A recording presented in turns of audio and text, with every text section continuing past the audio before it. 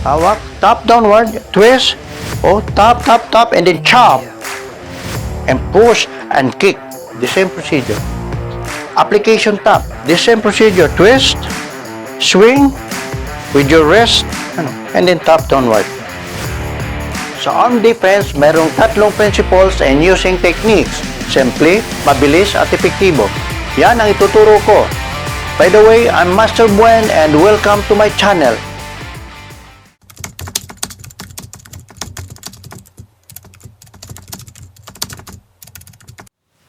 Sa arm locking, hindi lang yung basta hinawakan ka and then i-apply mo yung technique na alam nyo. Dapat nyo malaman na mayroon tatlong klaseng hawak na pwedeng gawin sa inyo at doon nyo pagbabasihan kung anong technique ang iyong gagamitin para mai-unlock mo yung hawak ng tao. Halimbawa, kunyari, ganito. Sa kamay, ang hawak, ito yung tatlong klase. Center. Napapansin nyo, yung arm na hinahawakan ay between the thumb and the forefinger. That is the center lock. Then, next is inside.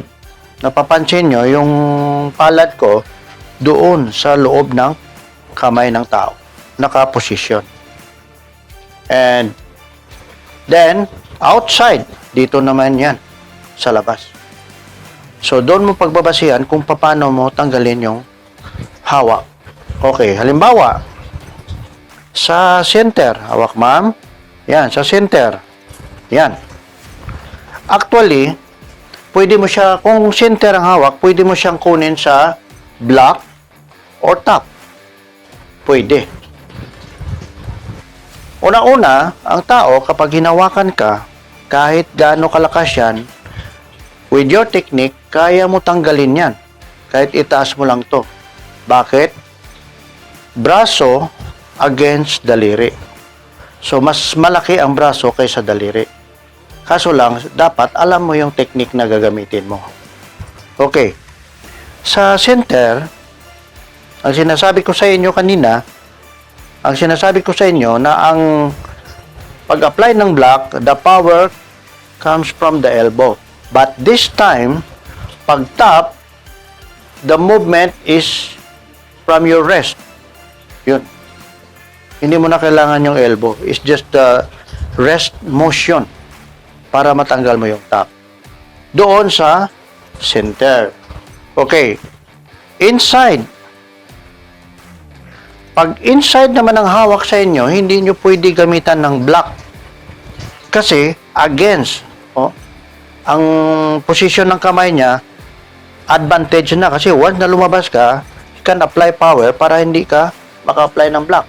So, pag inside ang hawak, tap ang gagamitin mo. Iangat mo lang to or itap mo. Matatanggal. Okay? So, the motion is with your wrist, not from your elbow. Okay. Halimbawa, outside. Dito po. Yan sa labas ang hawak.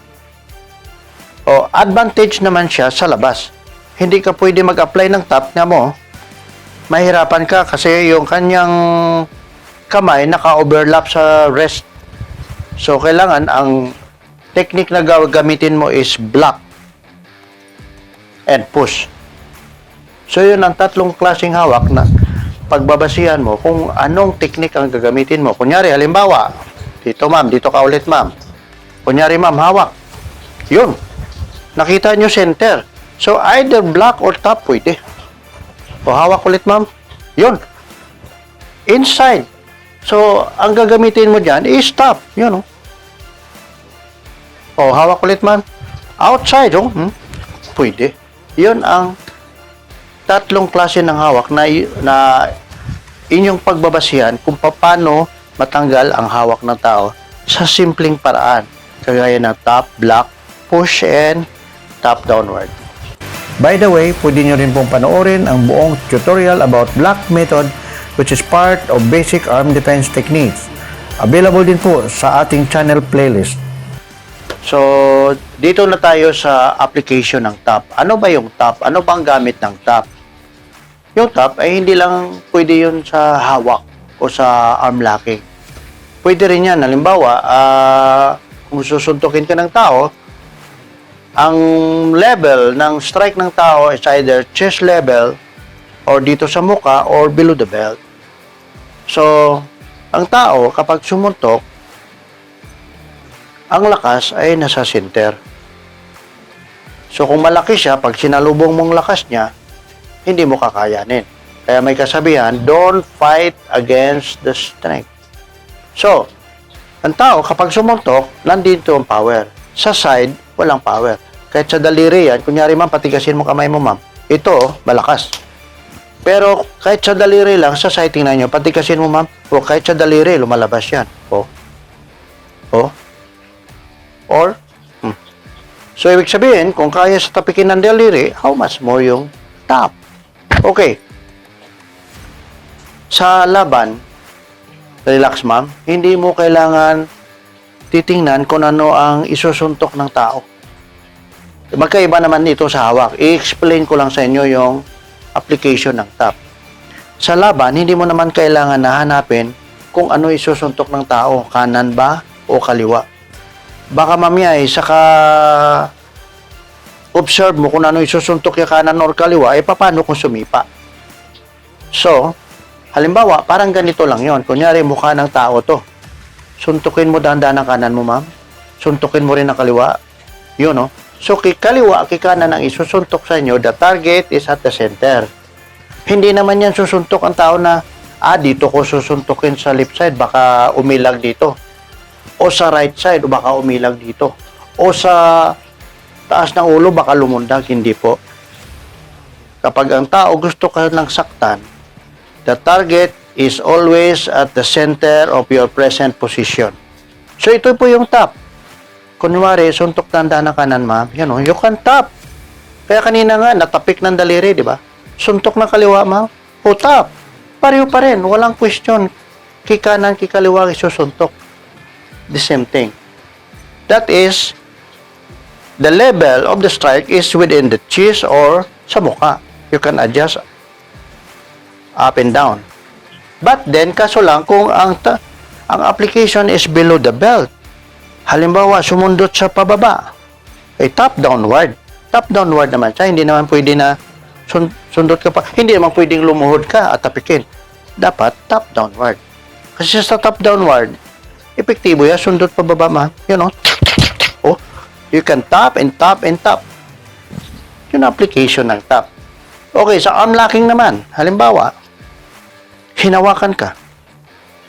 You can simply tap, and then chop. Or you can kick. Very simple. Halimbawa, kung umawak naman siya ng kaliwa, or you can simply tap and then chop. Ganon lang kasimple ang application ng tap. O halimbawa, humawak ito. Ay sumuntok ng kaliwa. O you can tap, and then you can chop. Or you can push, and you can kick. Very simple.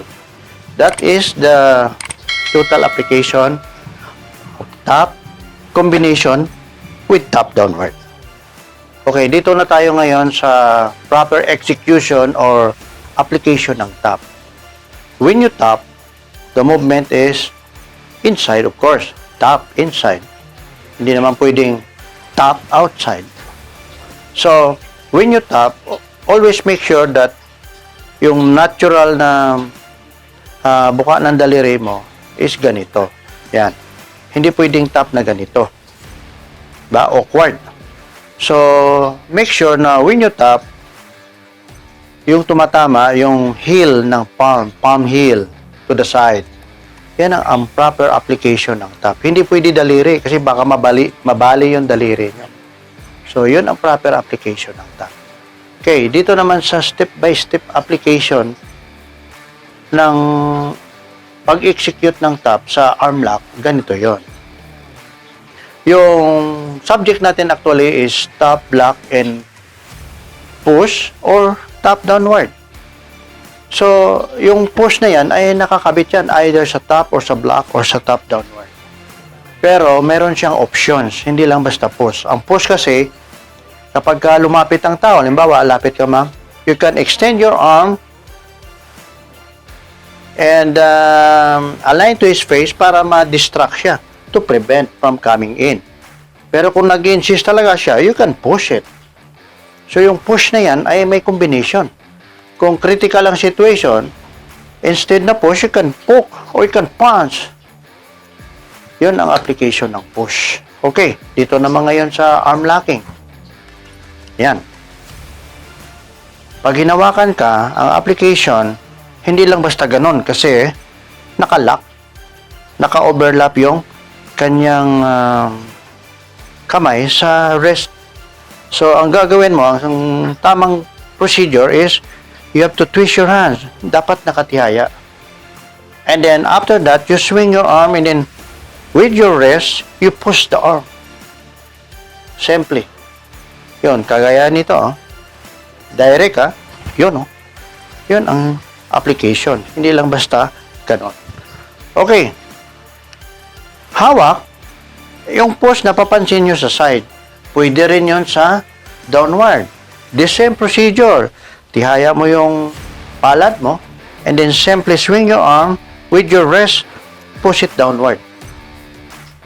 Okay. Halimbawa, hinawakan ka. Nakalak. Ay sumuntok ang kaliwa. The same procedure. You can tap. Kung marunong ka sa arm locking, you can lock. Yun, sample lang yan. Yun. You can break the wrist, the elbow, and the shoulder. Okay. So, sa kanan naman, halimbawa, sa kaliwa, umawak siya ng kaliwa. Application tap. The same procedure. Twist, swing, with your wrist, and then tap downward. So, realistically, marami siyang options. Halimbawa, ganito. Pag hawak niya, you can tap and then you can chop, you can push and then kick. Hawak, tap downward, twist, tap, and then chop, and push, and kick. The same procedure. Sa kaliwa naman, you can twist and tap, and then chop, or you can push. Pero kung ito, sample lang to, hindi pa to basta-basta rin mga advance na to. Halimbawa, humawak, tinwist mo to, hayaw bitawan, you can go like that, You can break this. Then after that, you can push this down and then, sundan mo. And then, boom! Yun sa mga advanced technique. Kung gusto mo, sa tingin nyo lang mabagal. Pero pagdating sa actual, kapag kabisado mo, at alam mo yung gagawin mo, it's just a split second duration.